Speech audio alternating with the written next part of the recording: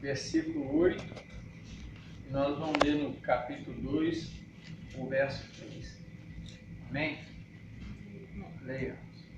E disse o Senhor a Satanás: observaste tu meu servo Jó? Porque ninguém há na terra semelhante a ele, homem sincero e reto e temente a Deus e desviando-se do mal. No capítulo 2, verso 13. E disse o Senhor a Satanás: observaste o meu servo Jó? Porque ninguém há na terra semelhante a ele, homem sincero e reto, temente a Deus, desviando-se do mal, e que ainda retém a sua sinceridade, havendo-me tu incitado contra ele para o consumir sem causa. Amém? Podem se sentar. Pai bendito, Pai amado, louvado é o teu nome, graças te dou por tudo.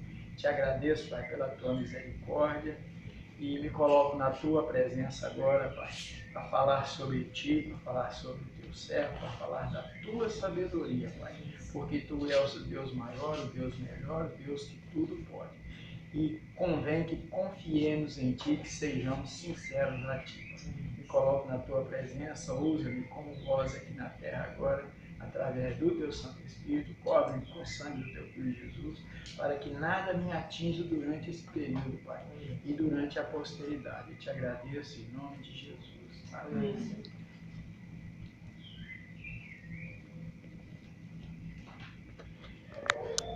O tema da nossa mensagem é 4 características de um homem de Deus. Sinceridade, retidão e integridade, temente a Deus e desvia-se do mal. Eram as 4 características que Deus viu em Jó, enumerou e, como diz o provérbio, colocou a mão no fogo por ele. O que isso quer dizer, colocar a mão no fogo? Você colocaria a mão no fogo pelo teu irmão de carne? Teu irmão mesmo.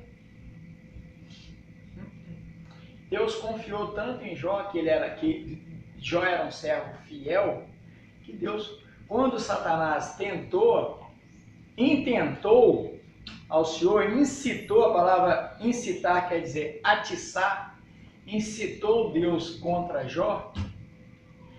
Deus tinha tanta certeza que Jó era um servo fiel, que ele topou a incitação.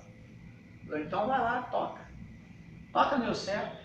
Porque no início, no capítulo 1, eu vou resumir aqui, porque o livro de Jó é muito grande. No início, no capítulo 1, a palavra diz que Jó era riquíssimo. Tinha 7 filhos e 3 filhas.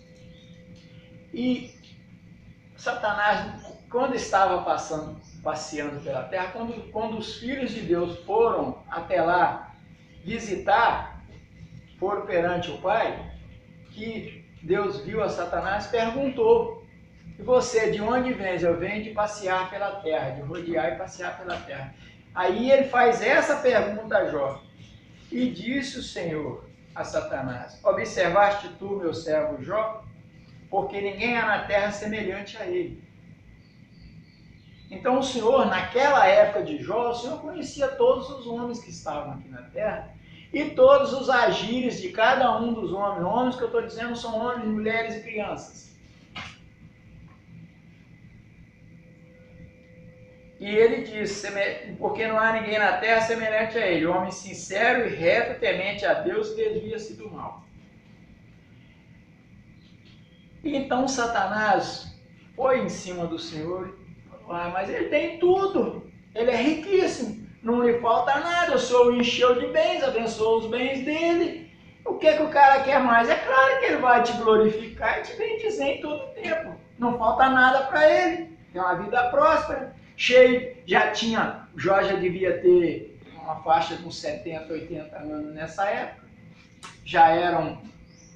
Não era ancião, porque na época dos patriarcas os anciãos morriam velhos. Velhos mesmo, né? Então o que acontece? E Satanás disse: Desse jeito fica fácil, o cara tem tudo, não lhe falta nada, é fácil de servir. Agora toca nas coisas dele, tira dele para ver. O Senhor permitiu a Satanás. O Senhor não tirou de Jó, permitiu a Satanás que tocasse. E o que aconteceu? Veio acontecendo sem Jó entender, sem saber, veio acontecendo as tribulações, assim, de um dia foi acontecendo de tudo.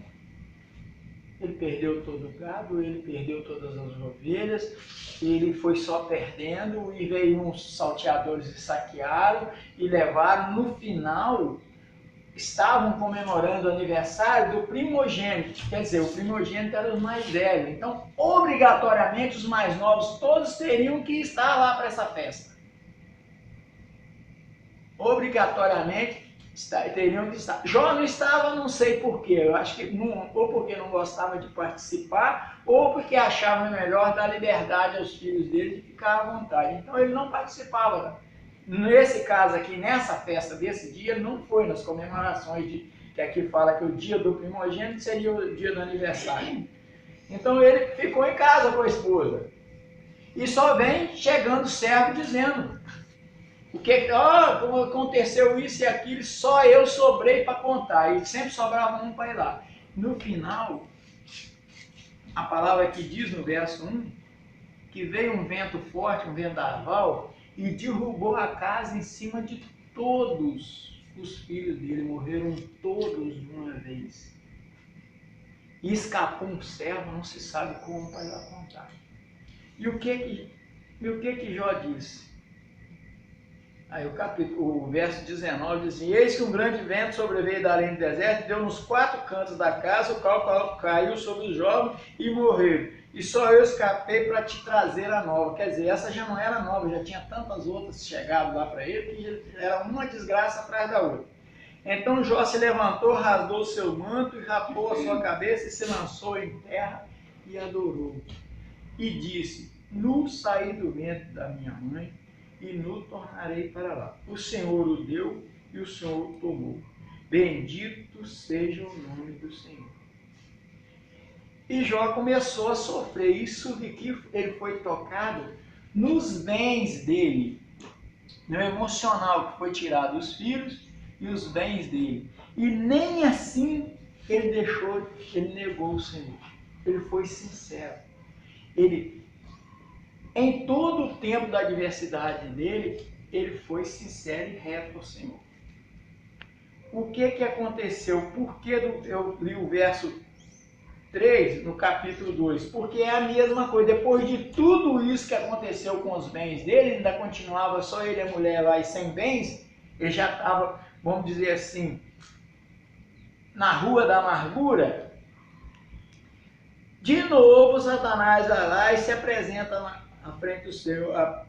Veio Satanás e se apresentou perante o Senhor, e o Senhor pergunta de novo: de onde vens? E respondeu Satanás: de rodear a terra e passear por ela. E de novo, no capítulo 2, verso 3, o Senhor faz a mesma pergunta, depois que já tinha acontecido todas aquelas desgraças a Jó. E disse o Senhor a Satanás: observaste meu servo Jó? Porque ninguém há na terra semelhante a ele, homem sincero e reto, temente a Deus, desviando-se do mal, que ainda retém a sua sinceridade, havendo tu incitado-me contra ele para o consumir sem causa. Então, na nossa vida, infelizmente, nós, quando nos separamos para Deus, para servir a Deus, e nos colocamos perante o Senhor com sinceridade, Satanás vai sempre arrumar um jeito de querer incitar Deus contra a nossa vida. Isso, fora a nossa parte, nós mesmos, por nós que vamos correr atrás do mal, nós que nos entregamos a tudo que é oferecido aqui nessa terra, que a gente julga que é bom para a vida da gente. E se nós já, por nossa conta, nós erramos o tempo todo, então por que muitas vezes o servo, ele está servindo a Deus, está acompanhando, está seguindo, está contrito, com sinceridade, buscando, e ele recebe um revés. Por quê? Porque Satanás vai sempre tentar te tirar da presença do Senhor. Agora, a palavra diz que nós temos que perseverar na sinceridade. O homem só consegue vencer a luta com Deus. E Jó aqui provou isso, ele mostrou que apesar de tudo, ele continuava firme, ele continuava com Deus. Ele sabia que sem Deus seria pior para ele. E continuando, o segundo caractere, retidão e integridade. Ele não deixou. Aí Satanás vira para Deus e fala assim: estende, pois, a tua mão e toca-lhes nos ossos, o capítulo 2, verso 5. Certo? Estende, porém, a tua mão e toca-lhe nos ossos e na carne, e verás que se não blasfema de ti na tua face. Satanás provocando a Deus. E disse o Senhor a Satanás: eis que ele está na tua mão, poupa, porém, a tua vida. Deus não permitiu que tocasse na vida dele, mas permitiu que tocasse no corpo. Então saiu Satanás da presença do Senhor e feriu a Jó com uma chaga maligna, desde a planta do pé até o alto da cabeça. Chaga maligna eram tumores. E Jó, tomando um pedaço de telha para raspar com ele as feridas, sentou-se no meio da cinza. Então a sua mulher me disse: ainda retens a tua sinceridade? Amaldiçoa a Deus e morre. A agonia, quando aconteceu com ele, no corpo dele, foi tanta que a mulher dele olhava para ele, já não sentia pena mais não. Já achava que era melhor ele morrer do que ficar daquela forma. Porque desde as plantas dos pés até a cabeça, o cara cheio de chaga, todo machucado, todo ferido, todo cheio de bolha, todo cheio de buraco, que ficava na carne viva. E ele foi, mesmo assim, ele respondeu à mulher, mas ele disse: como fala qualquer doida, assim falas tu. Ele não chamou a mulher dele de louca. Ele disse: como falas qualquer doida, assim falas tu. Receberemos o bem de Deus e não receberíamos o mal? Se eu recebo o bem de Deus, eu não recebo o mal? Então, em tudo isso, Jó não pecou com seus lábios. Se ele chama a mulher dele de louca, ele estaria acusando-a de louca. E ele diz aqui: falas tu como uma mulher, falas como louca, mas ele não chamou ela de louca. E mesmo assim ele continuou na presença do Senhor. Ele não blasfemou de Deus, foi reto e íntegro, certo? Foi reto, íntegro e temente a Deus e continuava se desviando do mal. Lamentou demais, porque quem não lamentaria? Nós, por qualquer cortezinho na pele, igual eu ali, a galinha me picou, só um sanguinho, já, poxa aqui, ó, certo? Nós, por qualquer coisinha, a primeira coisa que a gente faz é abrir a boca e reclamar e resmungar. Mas não pode, Deus esqueceu de mim, por que está tudo isso acontecendo comigo e está tudo errado na minha vida? Mas sabe por que está tudo errado na vida da gente? Às vezes não tem motivo. Mas 99% das coisas que estão erradas na nossa vida somos nós que procuramos. E esse livro de Jó é para mostrar uma coisa assim, que às vezes vem coisas sobre o servo, às vezes as coisas acontecem sobre o servo, um temente a Deus que está buscando uma vida inteira que ele não entende. E Deus quer dizer o que com isso? Que nós temos que perseverar na fé. Nós temos que continuar acreditando que Deus é superior a tudo. Que a sabedoria do Senhor é superior a tudo. Que pode acontecer de tantas vezes que Satanás vai lá tentar contra a vida da gente, vai lá incitar o Senhor contra a vida da gente, quando nós não estamos, nós mesmos estamos causando, e o Senhor permite que Ele atue na vida da gente, para quê? Para provar nossa fé, a nossa sinceridade, a nossa retidão, a nossa integridade, a nossa temência a Deus, ao Pai. Sabe por que isso? Muitas vezes porque nós não aprendemos a nos desviar do mal. É a quarta característica. Então o que acontece? A gente começa e vai muito bem. Daí a pouco, no primeiro revés, a gente senta, a gente não cai.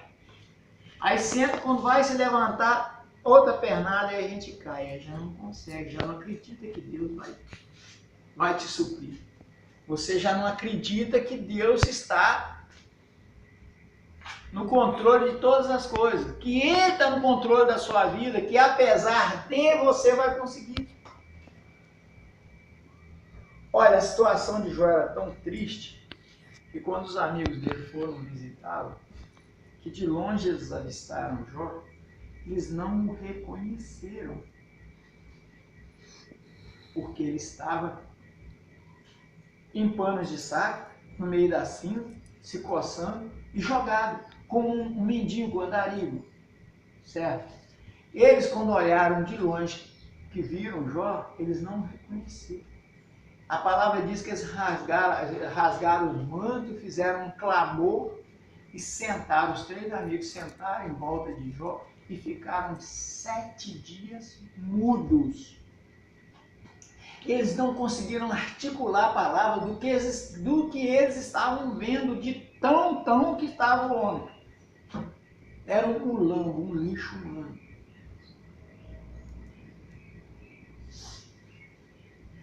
E eles, por conta deles, começaram a fazer pré-julgamentos de Jó. Ah, você pecou, você traiu, você fez isso, você deixou de dar a parte da viúva, do órfão, e foi assim, certo? E cada um argumento que eles jogavam para cima era argumentos argumentos que levam o homem a errar. Argumentos normais. Eu vejo Rúbia com um problema ali, a primeira coisa que eu vou fazer é pré-julgá-la. Por que isso aconteceu? O que você fez de errado? A pergunta principal é essa. E às vezes o erro não vem da gente. No nosso caso aqui, nós estamos aqui hoje por causa de erros causados pela gente mesmo. Mas muitas vezes, quando você começa a caminhar na presença, que quer botar a sua vida na presença do Senhor e começa a caminhar, vem a mão do maligno. Ele vem te tentar para te tirar da fé, da vontade. Chega um com a palavra ruim, chega um irmão, chega um primo, chega um amigo, com as palavras ruins te joga no ouvido. Acaba acontecendo o quê? Você vai. Chega uns para te convidar, para te levar, os falsos amigos, que chega, poxa, hoje ó, lá na casa de fulano, churrasquinho, não sei o quê. Aí você vira as costas e acompanha. Você não se desvia do mal. Você acompanha o mal. Você sabe que lá, se você conhece o amigo e os amigos do amigo, você sabe o que vai ter lá. Você sabe o que vai rolar, que vai rolar cigarro, bebida e outras drogas. E mesmo assim você sabe da sua dificuldade e vai. Então você não consegue dizer não, você não consegue se desviar do mal. E o homem necessariamente, para ele acompanhar, ele ficar na presença do Senhor, ele tem que fazer de tudo para se desviar do mal. Sabe por quê?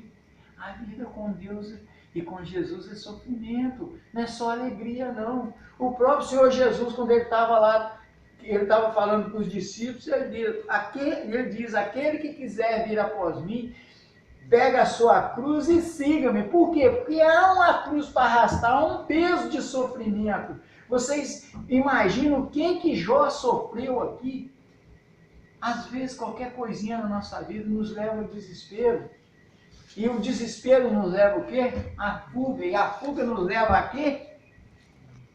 A droga, a perdição, a bebida e a prostituição e um monte de outras coisas. Você foge do seu real porque você não consegue.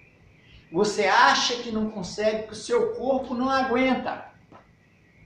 Mas muito mais você faz estragando o seu corpo e ele aguenta quando você vai para a bebida e faz droga, para o cigarro e outros tipos de substâncias. Você se destrói muito mais. O machucar emocional não é tanto quanto o machucar físico. O homem sofre muito mais no físico e não se dá conta que ele está destruindo o físico dele. Quando ele vai prestar atenção nisso, o emocional dele foi embora. Aí ele já não consegue prevalecer. E necessário é lutar para prevalecer, para superar a dor física, emocional, espiritual e permanecer na presença do Senhor. E a palavra diz que a sabedoria, a maior sabedoria que o homem ganha com isso, quando ele sai do sofrimento para a presença do Senhor e prevalece, é a sabedoria. Ele aprende, através da sabedoria, a se desviar do mal. Ele aprende a ver e conhecer o que vai prejudicá-lo. E de cada experiência ruim que a gente passa, a gente tira um exemplo. E a gente passa a entender melhor as coisas de Deus na vida da gente. Certo? Agora, sem essas características aqui, essas 4 características, sinceridade, retidão e integridade, temor a Deus e desviar-se do mal. Deus dá a gente a sabedoria para sair disso. Às vezes a gente entra num sofrimento, numa agonia. A pastora estava reclamando que já há 2 dias ela está se sentindo mal. Ela estava bem. O que veio fazer esse mal? Ela não causou. Mas o que vem no emocional e no espiritual acaba atingindo o físico. Ela está sentindo no físico o que veio no emocional e no espiritual. E a gente não conhece os desígnios de Deus na vida da gente. E quem está em volta da gente também não. Então a gente depende de quê? Dessa sabedoria que Deus nos dá para a gente entender o que Ele quer na vida da gente. O sofrimento, todo servo vai passar por ele, não importa. Aqui nessa terra a gente passa por sofrimento, ou para Deus, ou por Deus, ou por Satanás. Que quando você está no mundo, você está passando sofrimento por Satanás.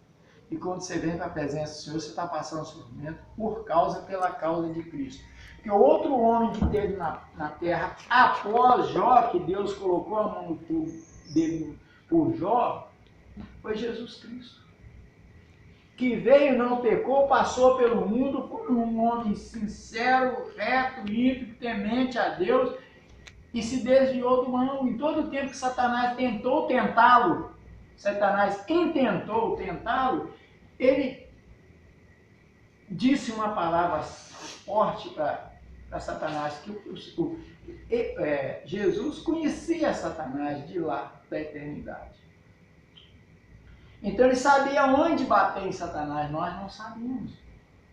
Nós nascemos depois. Então nós dependemos de Deus e da sabedoria de Deus para nós aprendermos a nos desviar do que vem contra nós. E Jesus, em todo o tempo que ele foi tentado, ele conseguiu. E foi o outro homem reto, que como homem ele veio aqui na terra, ele passou por todas as sabatinas que tentaram ele de tudo quanto é forma, tanto pelo homem quanto pelo maligno, e ele conseguiu passar. O que ele veio predestinado a fazer aqui, isso aí ele veio predestinado a passar. O sofrimento que ele passou, ele veio predestinado a passar por esse sofrimento. Ele já saiu da presença do Pai sabendo que ele ia passar por aquilo. Ele sabia que não tinha como se desviar daquele caminho. Ou era aquilo, ou ele negava o Pai.